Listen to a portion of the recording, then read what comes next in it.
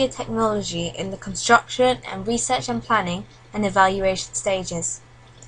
Technology has helped me throughout my A2 media course, as I have used new media such as the internet, Channel 4 OD and Google to watch examples of documentaries. I've also used the internet search engine for researching into my ancillary tasks, for conventions of newspaper articles and a double-page spread. Equipment has helped in the function of media technology, such as the HD cameras and Mac computers. These technologies have enabled me to embed my research and planning onto my blog.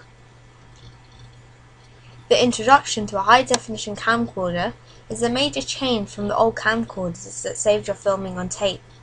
This has gradually been replaced by a storage media, better known as internal memory. For my course, I have used a HD camera and a tripod to film my documentary, and for my research and planning of my focus groups and mise-en-scène. I used this camera in the process of practicing different types of shots before I filmed my final documentary. With this camera, I was able to upload my footage from the SD card onto my documents, where I was then able to post my chosen footage onto my blog. Using a camera like this is a good piece of technology, as it has high resolution and a touchscreen, which allows me to easily change settings and re-watch footage. With this HD camcorder, it allows me to achieve the effect I wanted, as I was able to change settings on the camera based on artificial lighting for the construction of my media project.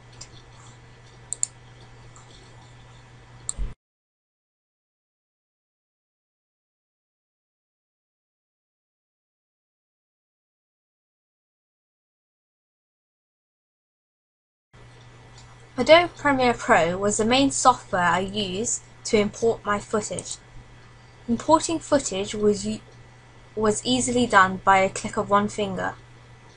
This software allowed me to edit my footage on a timeline.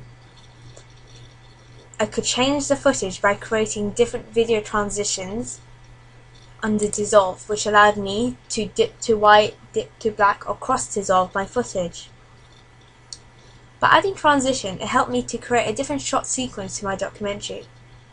I used this software during the stages of construction, which helped me to sculpture all my footage onto a finished product where I achieved a complete documentary, which was my envisioned result.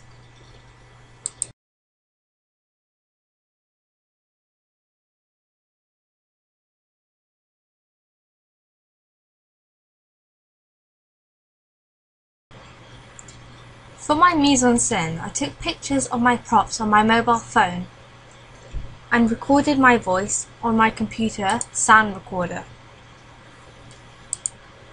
I uploaded both my pictures and my sound onto Windows Movie Maker, as I do not have Adobe Premiere Pro at home to edit all my work. To some degree, Windows Movie Maker is equivalent to Adobe Premiere Pro, as it contains the features of effects, transitions, title credits, audio tracks, and a timeline narration.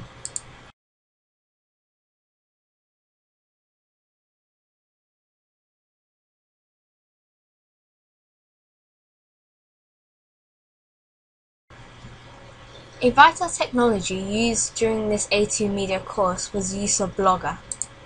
Blogger allows me to embed my different uses of technology onto my blog.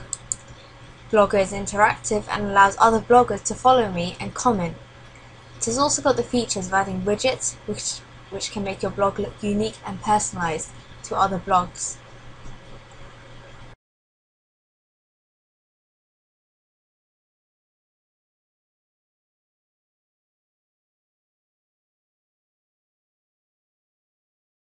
Internet Explorer was used massively in every stage of the construction of my documentary.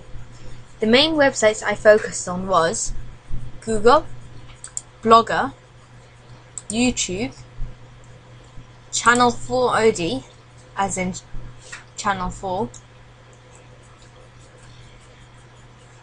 Blogger led me to upload and embed different forms of technology onto my blog. An example of this is Prezi. I used Prezi for the introduction to my Media A2 course. This is a piece of technology which I found and I thought would be a better use for showing the introduction on a big canvas. YouTube and Channel 4, both these technologies allowed me to examine and analyze documentaries that already exist. This was great as it gave me ideas for my construction of my documentaries. YouTube and Channel 4 was used throughout my research and planning for the construction of my course, and I used it to watch examples of documentaries and then upload them onto my blog through YouTube. And annotate. YouTube allowed me to upload my clips and annotate my clips. YouTube then allowed me to embed my annotated video onto my blog.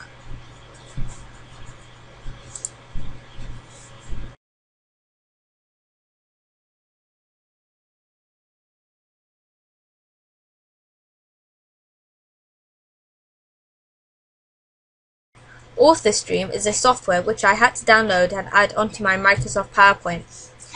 This allowed me to import my audio, which I had recorded on my computer, and upload it online, where I could then view my presentation as well as click on the sound icon to hear my audio description.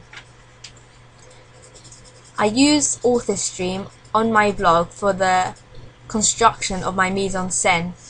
The reason why I use this because not only on presentations could I have the images as well as the detail, I could also have the audio description so viewers understand the background to my documentary a lot more.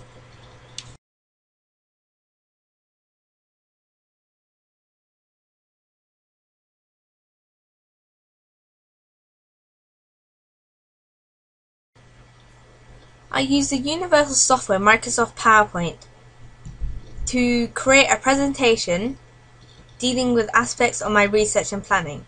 I uploaded my PowerPoint presentation to an online viewing software called SlideShare. This software was only used throughout my stages of research and planning. This software allowed me to upload and embed my PowerPoint presentation onto my blog for others to view. I chose not to use this in my evaluation stages, as it's slow and unreliable, in a way that once you've uploaded your presentation, it automatically changes the fonts to a SlideShare standard that looks unusual but okay at times. However, on the other hand, it is useful as I was able to upload a presentation that could be embedded onto my blog for others to view.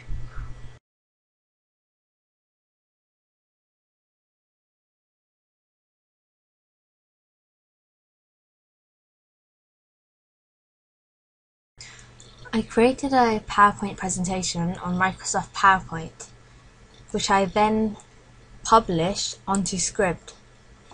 Scribd is a software that supports both Microsoft Word and Microsoft PowerPoint.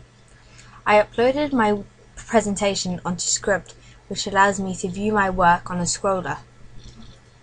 It also gives me the option of zooming in to the work and zooming out, as well as viewing the page.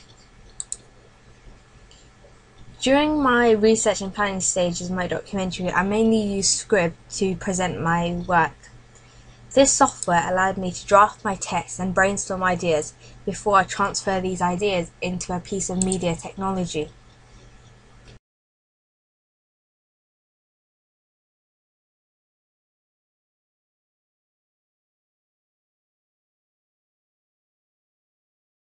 Prezi is an online presentation and storytelling tool that lays out my work in a step-by-step process. On this software, I was able to add text, images, videos, and number each frame in step-by-step sequence. This was a technology used quite a lot for my research and planning, as users are able to zoom in and out of my canvas map and view all of my work. Prezi uses brilliant software that allows me to achieve professional and exciting slideshows used for my coursework and evaluation questions with simplicity.